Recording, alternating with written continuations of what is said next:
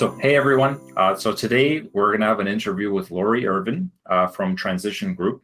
And Lori, I met her recently through a number of our clients actually use their company. I kept hearing Transition Group over and over again. The first time, second time, I didn't really pay much attention to it. But by the fifth or sixth time that someone mentioned them, and all these clients don't know each other, it's like, maybe they do a good job. It's like, you guys like working with Transition? And, we had a lot of really positive feedback. And the name that got thrown around a lot was basically Lori. Lori worked with a lot of our clients, and they're really good at the change management portion of it. There's a lot of dentists that, they buy a practice, they have these big ambitions, they're going to change everything. And 6 months later, I talked to them, and it's a total disaster. Patients have left, staff have quit, they're having staff issues. Like, it's just like a bomb that blows up in their face. And the name that gets thrown around a lot is like, hey, talk to Lori from Transition. They're really good at helping with this sort of problem. So I thought she'd be a great person to have an interview with. So Lori, thanks for taking the time. Thanks for being here. I'm really excited to pick your brain about this stuff. I've seen these problems come up all the time, especially with new dentists who just bought businesses. So I'm excited. So thanks again for taking the time. Well, I appreciate the opportunity to share, Nick. Awesome. So I'll give you guys a bit of a background on Transition. So Transition Group North America is one of North America's leading dental practice management solution providers.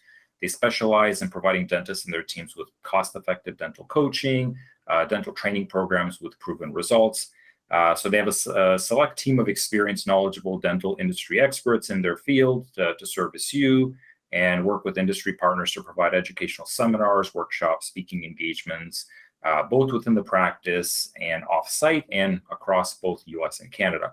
So that's the sales pitch. But I'll tell you, like, the reason I wanted Lori on here is we have a lot of clients who, like I said, they buy a business and they think, hey, I'm going to introduce new equipment. I'm going to modernize the practice. We're going to do some marketing. Like, we're going to turn things around in this business. And you see them, it's almost like the same saying you hear with people who buy boats. The best day is the day you buy the boat.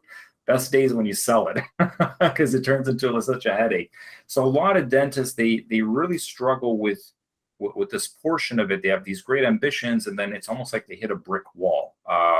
My staff aren't receptive to the changes I want to make. People are quitting. I dread coming into the office. I feel like it's so toxic.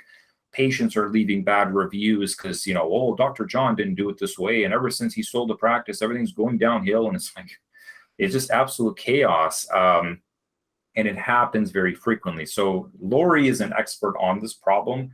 Transitions Group does a lot of, different, they cover a lot of different bases. But I really wanted to focus the conversation on this piece of it. So Lori, what are they doing wrong? Like, when they buy the practice, like, why does this always just blow up in their face, 6 months later? What's happening?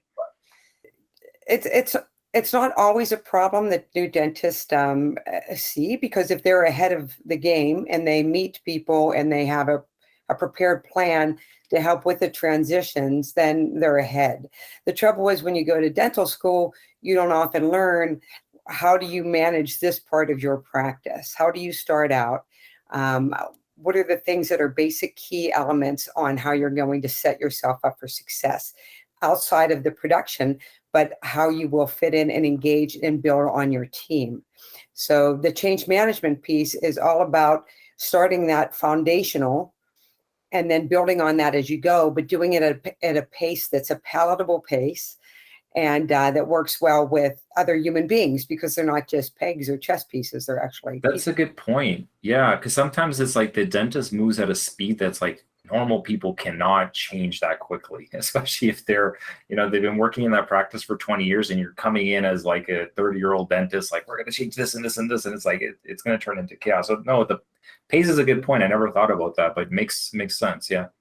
And that goes hand in hand with personality styles, because there are certain personality styles that are good and get excited and juiced up about change, where others need a little bit more time. They need to know a lot more of the why behind the change, and they need a little bit more information and ask more questions to make that transition smooth for them. So it's a customized experience. And we work with DISC personality profiling that helps to support that. It helps support the communication. It also helps support problem solving. And, ultimately, it also helps in the way that we talk to our patients and present cases and that. It's good. Yeah. So one thing that's come up recently with like an actual example is a dentist we talked to bought a practice. Now, generally the principal, stays on to make sure that the transition is smooth. They might be there for, like 6 months or whatever. And they said something that kind of caught me off guard. They said, we're having some staff issues, and the staff, the problem is they're really loyal to the old dentist. So he's been around a long time, but he's got to go because it's causing all these problems. And it's like, if the staff like the old dentist, what do you think if he disappears all of a sudden?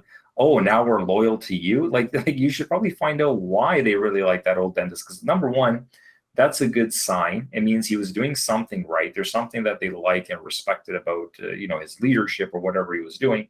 And I asked them, have you guys sat down with this team and maybe take them out to lunch, maybe do a one-on-one meeting and ask them, what is it you really respected about the old owner? Because it's awesome to see that, he must be doing something right. What is it that he was doing that you want to make sure we don't lose? Because my goal isn't to just turn everything upside down. You guys did a great job. This is why I wanted to buy this business, and this is what I want to continue.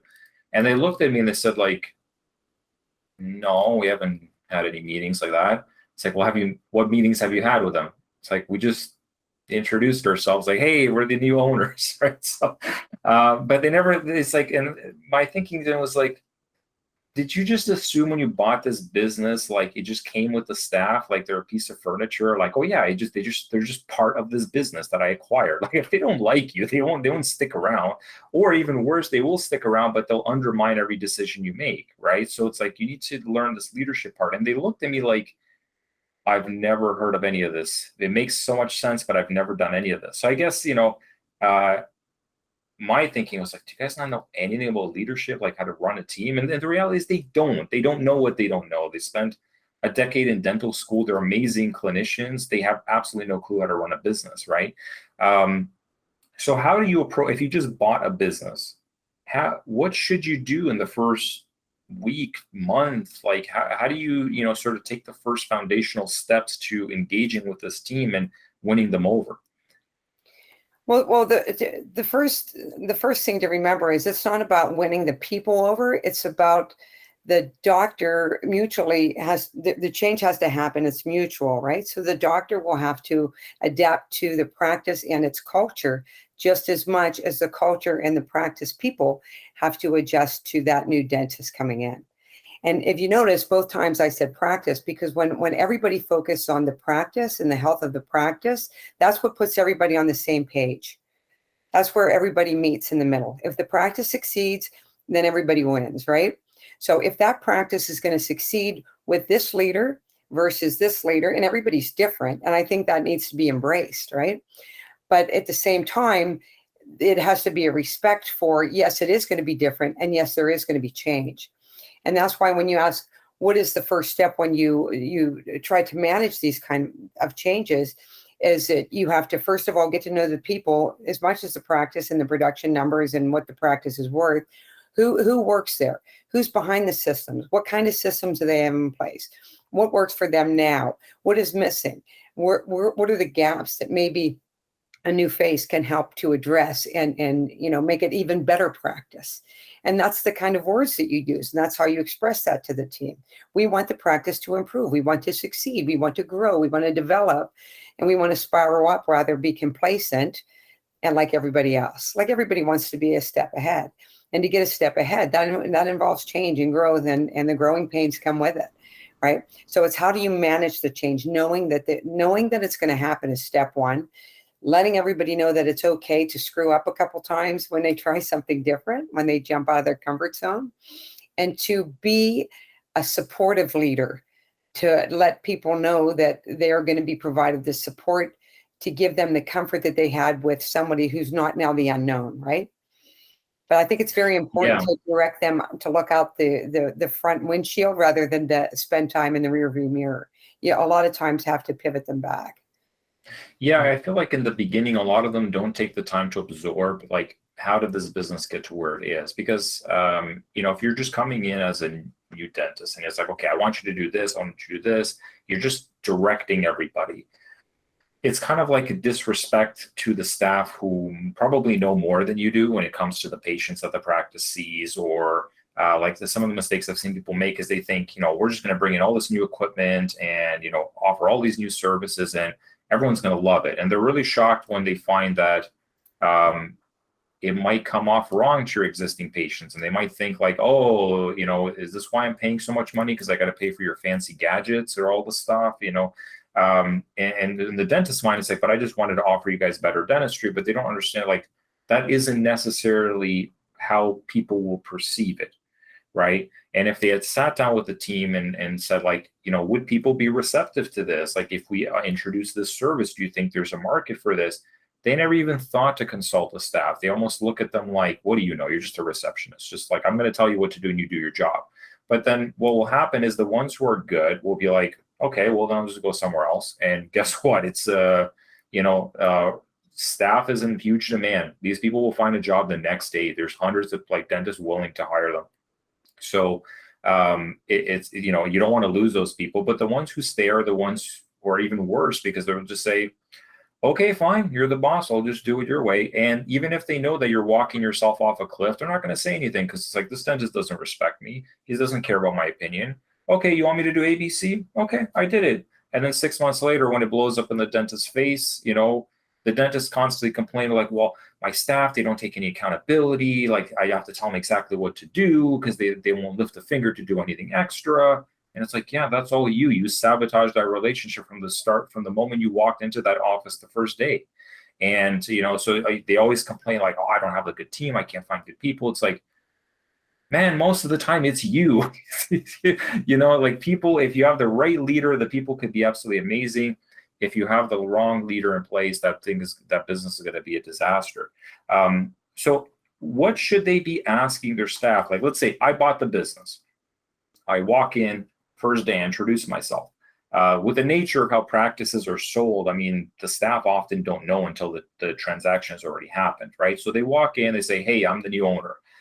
Would you recommend that they take them out for lunch, or they have one-on-one meetings? Like, what should they talk about? Like, what's a good kind of first meeting they should have? Well, first of all, I think it should happen before, obviously, well, not obviously, but it certainly should happen well before the leadership or the switch in ownership. So way before, there's a preparation process that you would do well before that you come in there and say, hi, I'm your new owner. A good way to be able to build those connections and build trust right away would be to, it's all the way, it has to be rolled out from the leadership that's there before the new owner comes in. Oh, right? So you set the foundation with the old owner. Absolutely. Yeah, because that's where the crumble comes, when the foundation isn't solid, right? So I would say, and the other piece is too, is to be able to appreciate for the new leader and the rest of the team, to appreciate where did we come from and what have we accomplished and how we evolved to this far. Because a lot of times people have to be reminded that, yes, we have experienced change. Like, we've already had the same leader, but look what we've done. We've gone paperless. We've done this. We've changed this around. We've got this new technology. We've expanded our patient base. We specialize now. We do ortho. Like, all those kind of things that are different from when they started are things that help people to reflect and say, hey, you know what? Change isn't so bad. Like, I have changed and didn't even realize it. So having people understand that, first off, having people understand that there is going to be change, that the practice is selling, and of course, building that trust. To build trust with somebody right away is to be able to find a way to have empathy for that person. So a new leader will say, okay, and it's very handy, especially for somebody that's been there a long time. If they can find an employee that's been there a long time and latch onto them and have discussions with them about the patients, about the people, about the evolution of the practice, the history, all those kind of things are important. So knowing, where did you come from? How far did you get? What is so special and unique about your practice? And having that new leader really show appreciation for what are the roots, like where is it coming from? And then the next level being, well, this is where it's headed, not to discount where we've been, but this is what growth looks like. And this is how you'll take part in that growth. And having everybody come again to what is the practice? What's the vision of where the practice is going to be 3 to 5 years from now? And all those 3 key elements of a practice being the business itself, right? How the business does, the people who serve, and the patients. So everybody has to be in alignment and contribute to that. What is the practice, and the values and all those things have to line up. And when people see that and they can understand how they fit into that and their contribution and they're a part of it, then that's where the engagement comes in. And that's the opposite of the scenario you mentioned, where it's like, well, I'll just come in and do whatever he tells me to do. You want people to want to be there. You want people to enjoy their jobs and want to do and perform and serve their purpose and feel good about it at the end of the day instead of wiped out, right? You want them to Yeah, like one thing that always surprised me with dentists is they don't have meetings to discuss their vision, what they want to achieve. They just think owning a practice is you show up and you go into the operatory, you do your work, and then you leave. And it's like, no, your people, like a lot of the dentists who complain about their staff, it's like one thing they don't seem to understand is it's very rare that somebody wakes up that day trying to figure out how to ruin your business. Okay, like people just usually think about themselves, right? So often they are trying to help in whatever way they can, but they don't really know what direction you're even going. So, and sometimes, like, they might go off, trying to do something, and the dentist kind of reprimands them for it. It's like, you shouldn't have done that. This is not how we do things. And it's like, nothing is written down here. You never had a discussion about what you wanted to achieve with this practice, right? So how does the person feel at the end of it? It's like, why am I even trying? Every time I try to do something good, A, it doesn't get recognized. B, it is likely to get me, chastised. And then 6 months later, the dentist is like, I have terrible staff. I cannot find good people. It's like, and again, when I go back to them, I'm like, 9 times out of 10, it's probably you're the issue. And you can replace the staff 20 times and you're still gonna have the same issue. And it's like, you need to learn how to do this correctly. But what is your, like, I'm big on communicating the vision of my company, where we want to go, the culture we have, like what we will hire and fire people by, that this team can hold me accountable to. Like, these are the core values that we share as a company. But I've never seen dentists really do this. What's your thought on it? Like, sitting down and going through the vision, where the dentist sees this business going in 5 years. Like, do you think that's important chat to have with staff, or like, what's your opinion on that? It's paramount. You have to have it. It's like saying, can I build a house and not put the foundation in? Or maybe we'll get at it later. Yeah. It doesn't quite work that way. Yeah. So I think the 2 reasons that we start by coaching the leaders. We start by coaching the leaders right away, because without the leadership guidance and without the leadership involvement and engagement, bringing value to the team, then coaching is going to be challenging if it works at all, because they have to be a huge part of it to lead it. It's not something where we come in and we do it for you and walk away. It has to be appreciated, right? And so everybody is on the team and everybody works for the practice, including the dentist. We're all in this together. So I always think about it as if you're on a dragon boat and everybody's on, going in the same direction. You got to know what direction you're going in if you want everybody to paddle and work hard to get there. So the guy who has to come up with the direction and the person that has to lead the path is the person who's the owner. And so we have to make sure, first of all, that the owner is clear on what the vision is, right? Like, sometimes they need to do a lot of thought process around that, because again, it's not one of those things that comes with, what you learn in dentistry. So I always say, let's break it down into the 3 big pieces, right? So you've got your people piece that includes both your team and your community who you serve, your patients, and then the business part, like the numbers and how many patients you have and the downtime and production numbers and those things. All those things are important pieces.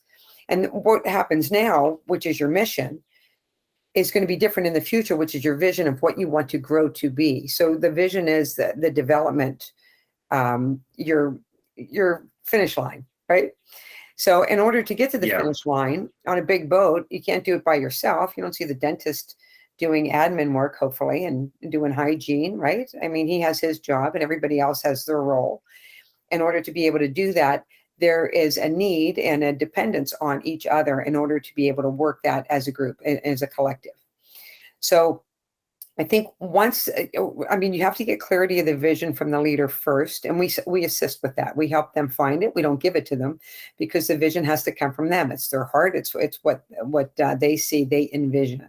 But we do help them to reach that, to get to it in their minds of how to put that into words to come up with a vision statement ultimately, including all those 3 pieces of the practice.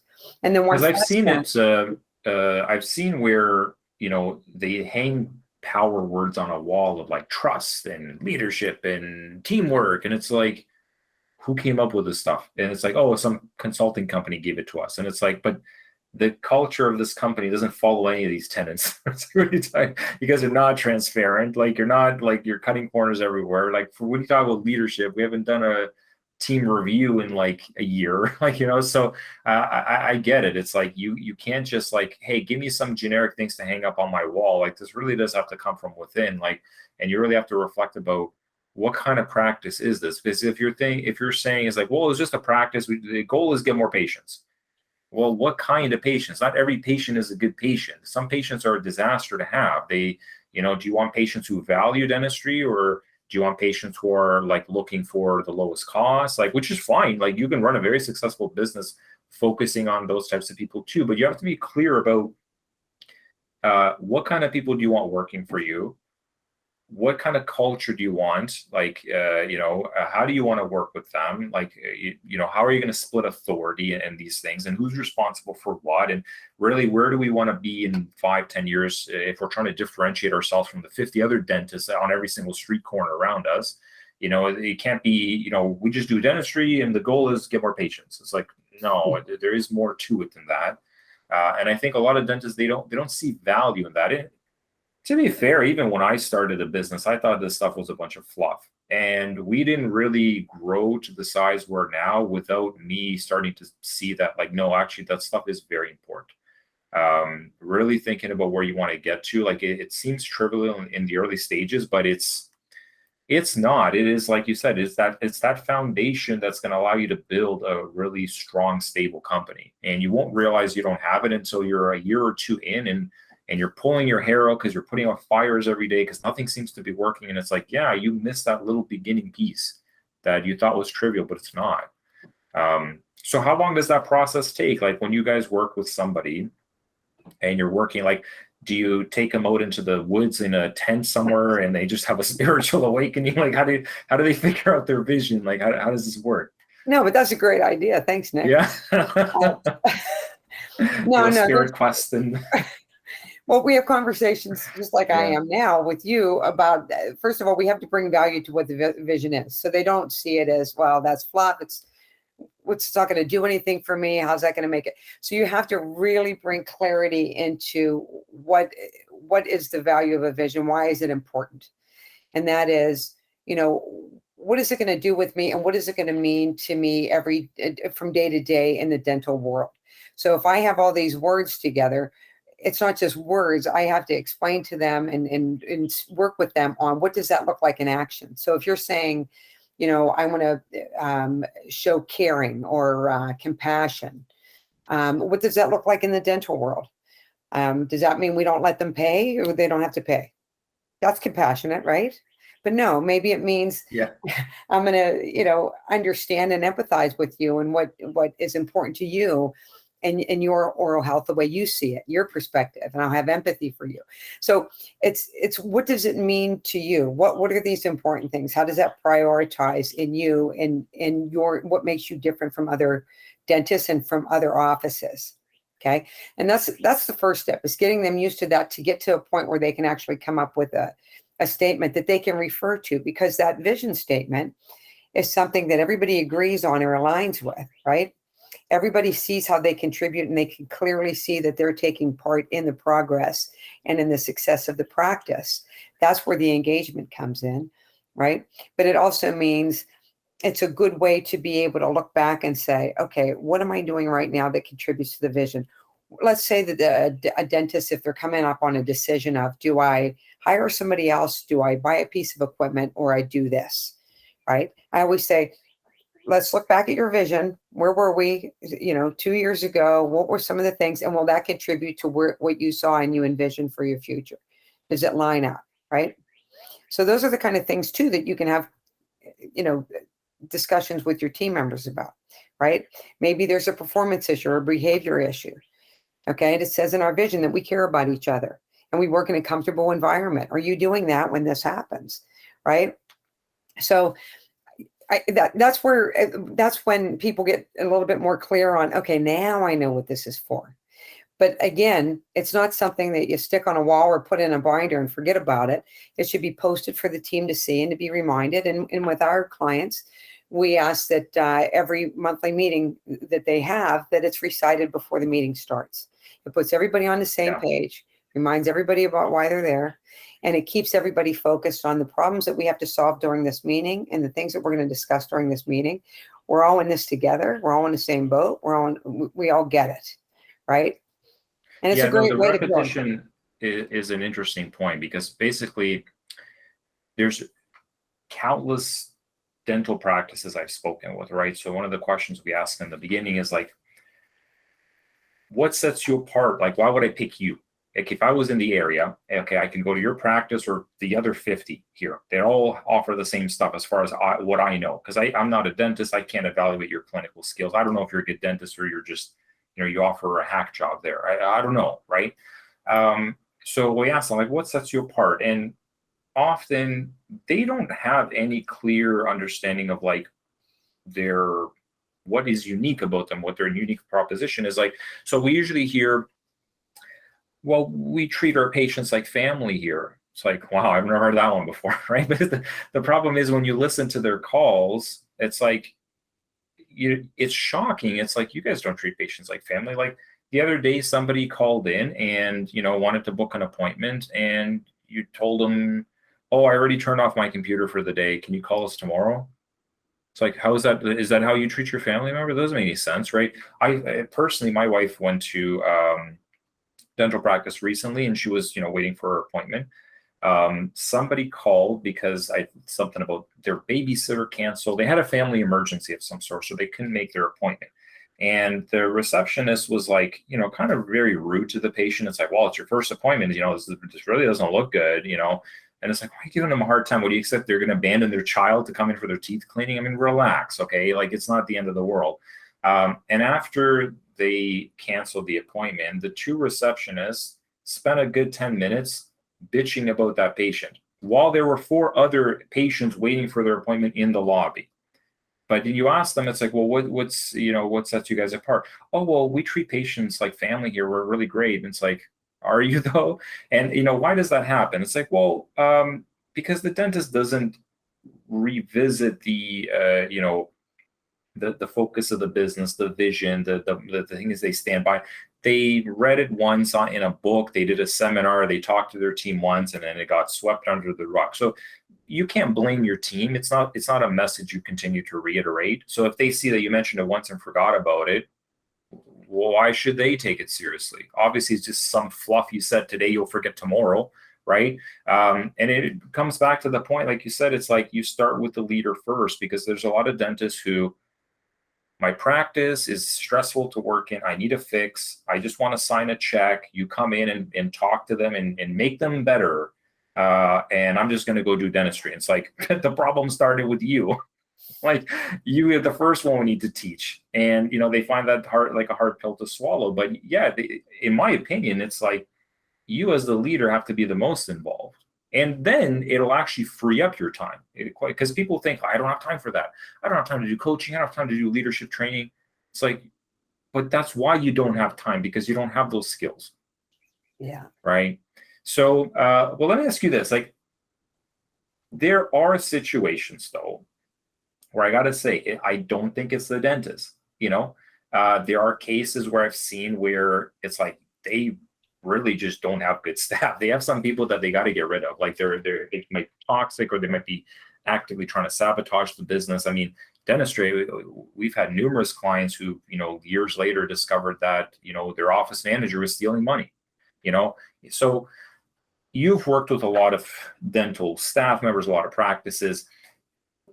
Is there a scenario where it's like, hey, if you see problem A, B, or C, trust me, 9 out of 10 times, Mr. Dentist, it's you. You're causing this.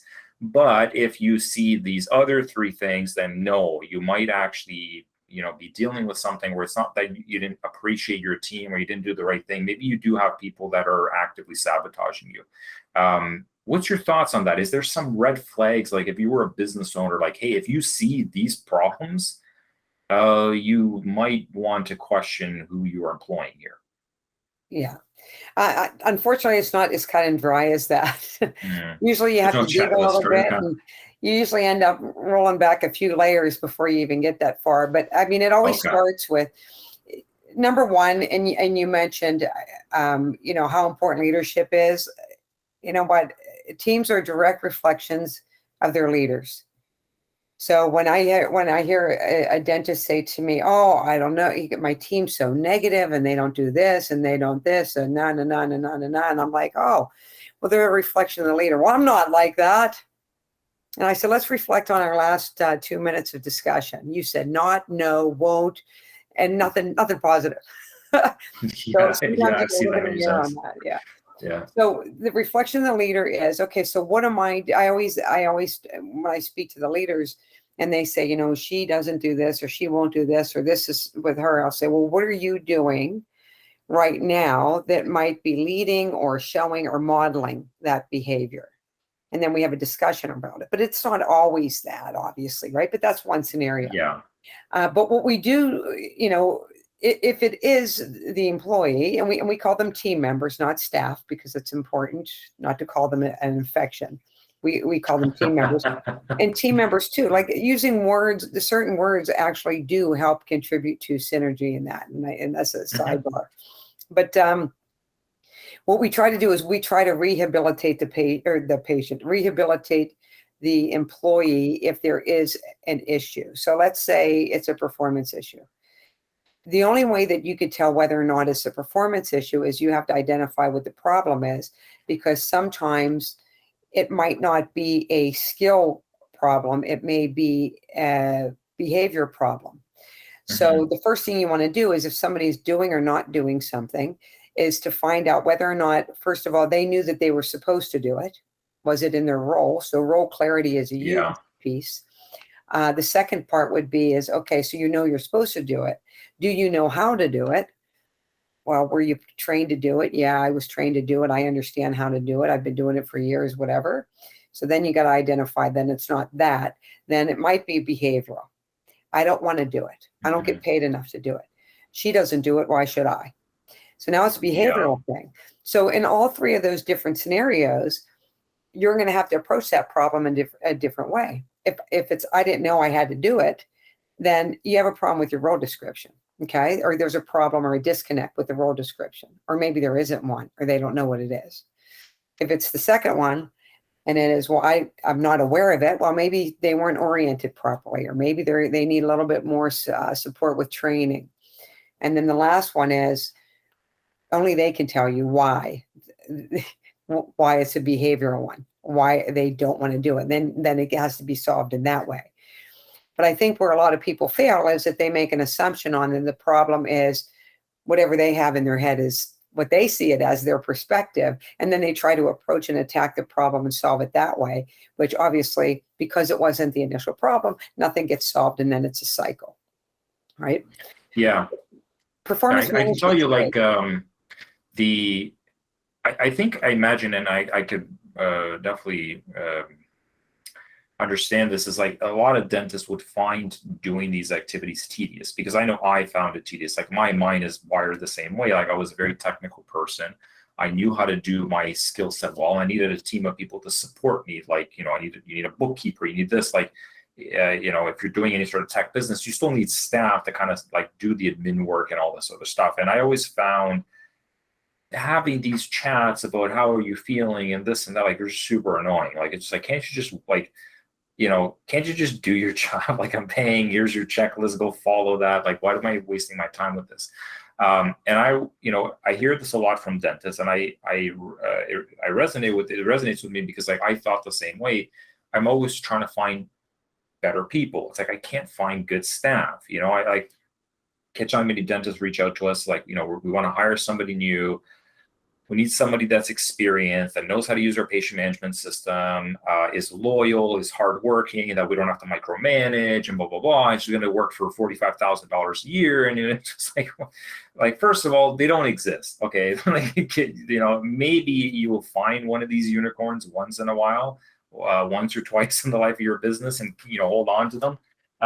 But you can't bank on that. Second of all, if the only way your business works, where you're not going to be pulling your hair out every day and being stressed to come into this practice, if the only way it works is you find these unicorn employees, then there isn't a business here. Okay. I always looked at it, where over time, I started to look at it like, you have to be able to take somebody that's average, maybe even slightly above average, and turn them into a superstar. And you do that with a combination of systems, processes, training, repetition, all of those basic fundamentals. And you mix it in with a good culture where people feel supported and empowered, and they feel like they have ownership to something. It's tedious when you don't know how to do it. I had to learn a lot of that stuff through trial and error.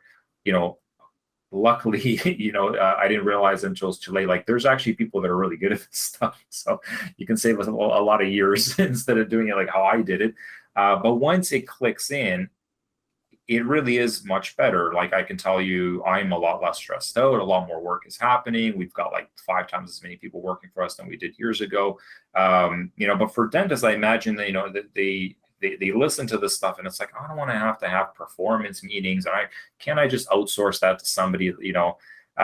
So what's your thought on this? Like, what are the pieces that the dentist is not going to be able to get away from doing, right? Because like, you don't have to do the training. There are good training courses on how to do billing in a patient management system. You as a dentist don't need to teach that. But there are things that I feel dentists often try to get someone else to do that, as the business owner, really should be their responsibility and always will be their responsibility. So in your eyes, like, what are the responsibilities the dentist can't get rid of? It's like, you got to come to terms that if you want a good business, this is on your plate. You got to do this. Yeah. Well, for the most part, leaders' job is not to do everything, obviously, but their job is to make sure that things get done. And I think that's the key thing for people to think of. I say the same thing to office managers, because a lot of times they fall into the assistant role, right? Well, I'll just do it myself, because they have difficulty delegating. I think the key to good leadership is to be able to delegate the things that you don't have to do. When you ask, what does the dentist owner have to do?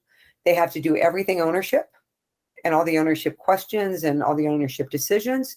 And they have to do everything dentistry, right? Because they're the dentists and they're the key providers, right? Typically, they're the primary. What's the ownership piece? What do you mean by everything ownership? So give me some examples. Buying new stuff, expanding, hiring new people, hiring transitions, like any kind of decision that has to be made where it's going to be, where they're holding the purse for it, right?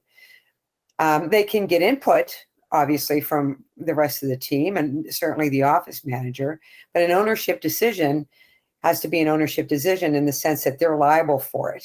So, if something fails, like a bad hire, or, a bad purchase, or, something, going paperless or not going paperless, the decision to stay the same, all those type of things are ownership decisions. I think it's great to be able to involve the team on influencing some of these decisions. But for the most part, I always say the hats of a dentist owner is anything that falls under the umbrella of ownership and dentistry, anything else that you can delegate outside of that to try to do that. But to be able to do that, it has to be with somebody that that you're going to be able to trust, to be able to do it and do it, efficiently, and to trust them as a person as well, especially if it comes to the money and those type of things, which is why I think a lot of times you'll see relatives in dental offices, but you can't always trust them either. Yes. but if you, the basic, when you ask about how do we get good employees, a good employee isn't somebody that shows up. It's somebody that you help to develop into one if they're a good fit. I think you got to start before the recruit process to get your good fit. Your good fit comes from what is, just like when we were talking about the vision, what does my ideal team member look like? Is this person somebody that values the practice, somebody that's proud of their work, somebody that excellence is one of their core values, is somebody that gets along with people and can empathize with patients? Like, those are the kind of things that you need to set your priorities for ahead of time. It's just like when you're going out to buy a pair of shoes. You don't go to the shoe store and say, oh, those are nice runners, but you're going to a formal dinner, right? You have to say, this is what I'm looking for. I want a person that does this, who behaves like this, who can add this that we don't already have, because we need a diverse group in order to be able to work with each other's strengths, right? So I think number one is to find out what your ideal is and be clear on it for who you want to hire. Second step would be, what is the role that we have that this person's going to fit in? And how do I share that? And how do I have a conversation and say, okay, what's important to you? What are you looking for in a workplace? And that's how a fit is established. A lot of times that goes one way. And a lot of times people will clone people, right? People will hire people, and according to how they answer questions is how you would answer the question. But then you're doing yourself a disservice, because you want somebody that's going to fill some of the gaps that are missing, right? Yeah, I've seen that where people hire people like them, and then you have too many. It's like you have too many people specialize in just one thing, and then you don't have your bases covered on the other side. I've seen a lot of one-way conversations of like, this is what we want, but no question of like, what motivates you? What do you do for fun? How, like, no questions at all about trying to understand the person and how they think. I've seen a lot of cases of people being put in front desk positions that just don't like people. It's like, I get that this person knows how to use AbleDent and knows how to process the insurance payments and has worked in a practice for 10 years. But if you had stopped to think about it, you would have realized very quickly this person doesn't enjoy interacting with other people. They get annoyed with it. So guess what happens, like when, 100 patients call in a couple months, it's like most of them don't leave feeling very nice about that practice. Okay. Right. So, I feel like dentists, they look at the mechanical skills. Like I even had this, one of our dentists asked, they were looking to recruit somebody, and just talking them through that process, he's like, well, I need somebody with this experience, knows how to use this software. It's like, why don't you just like ask them to maybe send you a quick video about why, like, for me, I don't even care what their qualification are. Like, you're answering a phone. I don't need to do, I can teach you how to use AbleDent like in a day. It's not that complicated, right? What you need to test for is this a happy person? Are they extroverted? Do they enjoy talking to people? Do they enjoy helping people? And it's like, you could see with a lot of dentists, the thought never even crosses their mind. It's like they just look at it as if it's like, I need 4 wheels and a steering up gas pedal. I need this. And it's like no concept of like is this even the right fit in your environment, like in your culture? So yeah, no, I totally get that. So tell me, like, how do you work with, these practices? Like, what does the engagement look like? Right? Because some consulting companies, they have like video courses, go and learn and absorb, and you figure out how to implement it. Some of them do workshops where, like 100 people fly down and they're in a seminar for 2 days and they're just like trying to like drink from a fire hose. There's so much information thrown at them, right? If somebody is struggling with this, like, hey, I bought a practice or I'm running a practice, I'm having a lot of these team issues. I admit that, maybe my leadership skills aren't there. I want to learn. I want to get better at this. When they work with you with transitions, what does it look like? What's the first month kind of look like? Kind of describe the process. How does it work? Well, we take pride in the fact that we customize our program. So it's not a cookie cutter process at all. And one of the things that attracted me to working at Transitions is just that, because you're going to get a lot more value out of focusing on specific problems and dealing with those than spending time and time is money, right? So then spending time on things that you're already good at. So the way that we work it is, if you're, if things working well, then you keep doing it and do more of it. And if it's not working well, then we do what we can to address it with solutions. And if we don't know, sometimes we find out because we tease it out and then we strategize. So when you work with transitions, in order to be able to get there, we have to do what's called a comprehensive business assessment. We call them CBAs. So when we do a CBA, we look at all the parts of the practice. So there's the capacity, the revenue, the expense engine, the team, and the patients. So all those 5 key engines of a practice, we assess. So it's just like, if it's like their checkup and X-ray type of thing. Right? Absolutely, yeah. It's very much like that. Yeah. And then from that assessment, in the assessment, I mean, there's survey questions, there's reports that are run inside, outside, upside down. Sometimes it takes 2-3 days to do like a full assessment. And there's an assessor that goes on site, and this is a coach that is expertise is assessment, because we work with a team of experts. We all have an expertise in the field. So business, clinical, and the people piece, which is team and leadership. So after the assessment, then a strategic plan is developed according to the outcomes of the assessment. And from that, we figure out those 3 things: what's working well, what needs focus, and then what are some of the things where, we're not sure, but we have to see how things go. So and how long does it take before? Obviously, it's a really hard question to answer because it really depends on each practice what their challenge is. But I would, the average practice, are they spending a year doing this, 6 months? Like, on average, how long does it take before they come back and say, you know what, things are starting to look up. I'm happy. I'm less stressed out. They're starting to click in. We're not there yet, but I'm starting to see the light at the end of the tunnel. Is that like a 3-month thing, a 6-month thing? Because I guess one of the fear people have is like, is this just going to go on forever? Like, what point is it going to work for me? So what would you say is that on average, how long does it take for them to start seeing some good results? Well, usually right away, because we start out with change management, right? So we always start out, you start out with the leader, and then with the team, you start out with the change management. So you get people in a place where they feel okay with change and comfortable with trying something new, so that it doesn't, so they get empowered along the way. And also, we also start people off with meetings, and a lot of people aren't even having meetings, and those that are having meetings, sometimes they're not effective, so they're kind of a waste of time.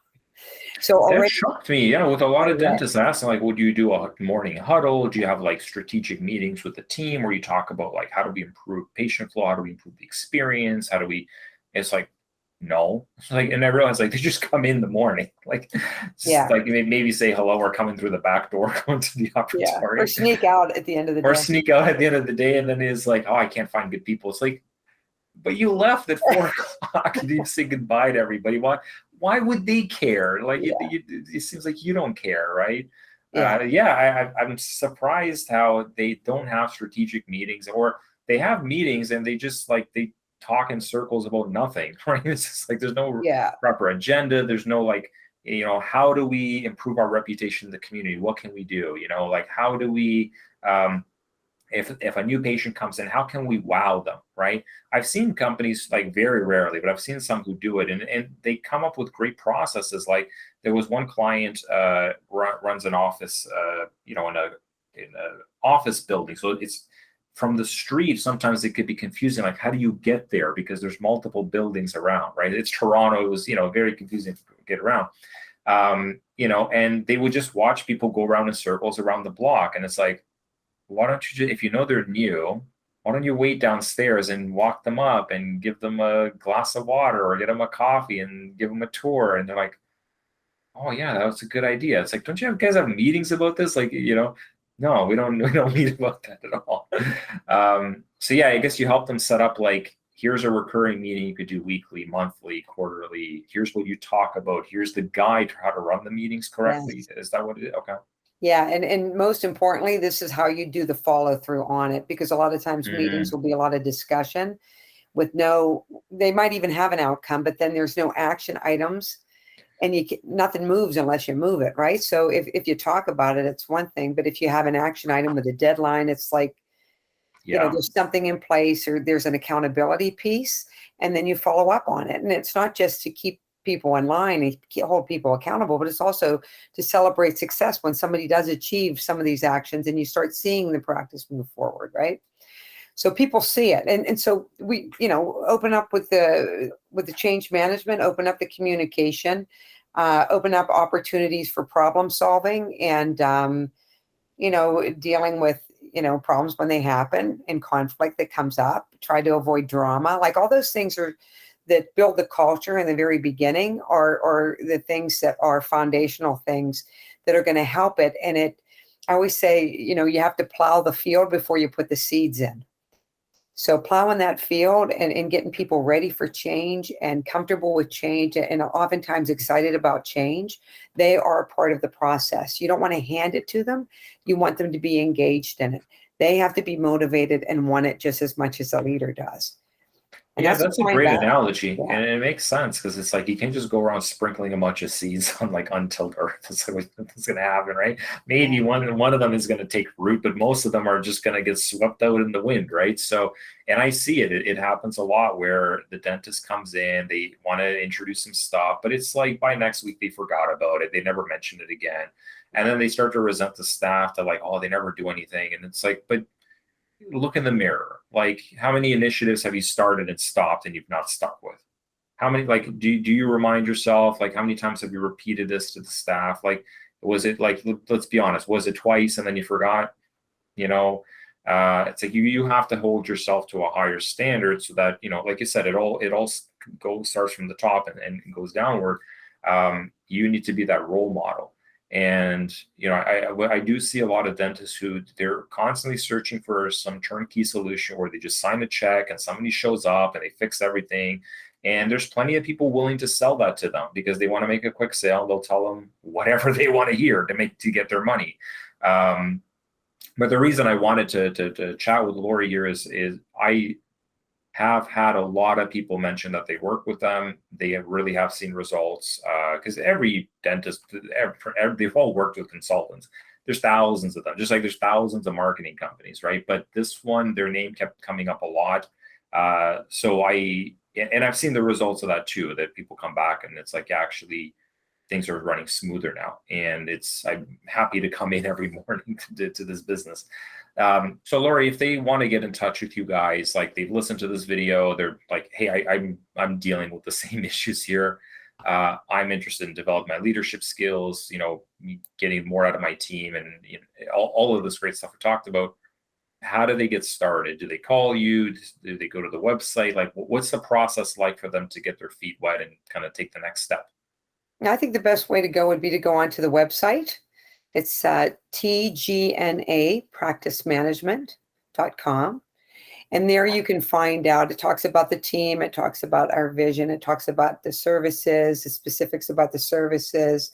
And there's a lot of information on there, because we work with dentists who are, before they start out, all the way into retirement. So perfect.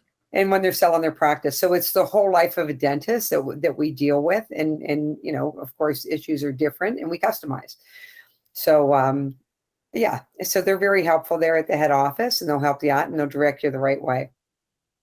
Fantastic. Well, thank you so much. I've learned a lot.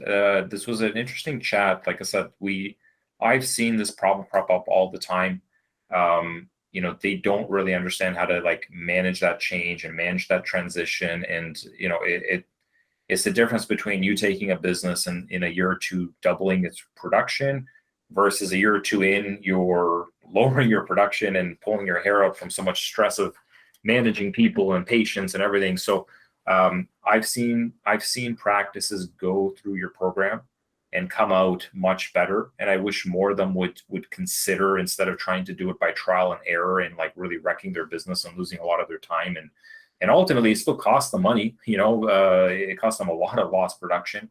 It's better to, go with a company who's does this as their bread and butter. They really understand what processes you need to put in place, what skills you need to develop as a leader, how you motivate your team and engage with them and make them feel, appreciated and valued and like that they are contributing to the success of your business.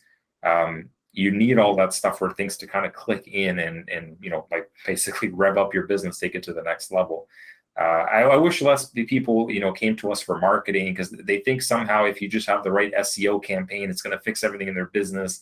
If we just got a new website, everything's going to change. And they're really surprised when I tell them, like, your issues are internal, fix those first, and then the marketing will work really, really well. But without that internal piece, that you're just going to pour money down the drain. We're going to get you tons of great opportunities that are all going to slip through the cracks because it's like we're pouring water into a bucket filled with holes. Patch up the holes and then come back to me, and then we will do the marketing. But thanks so much, Laura. I really appreciate your time. Thank you so much for having me.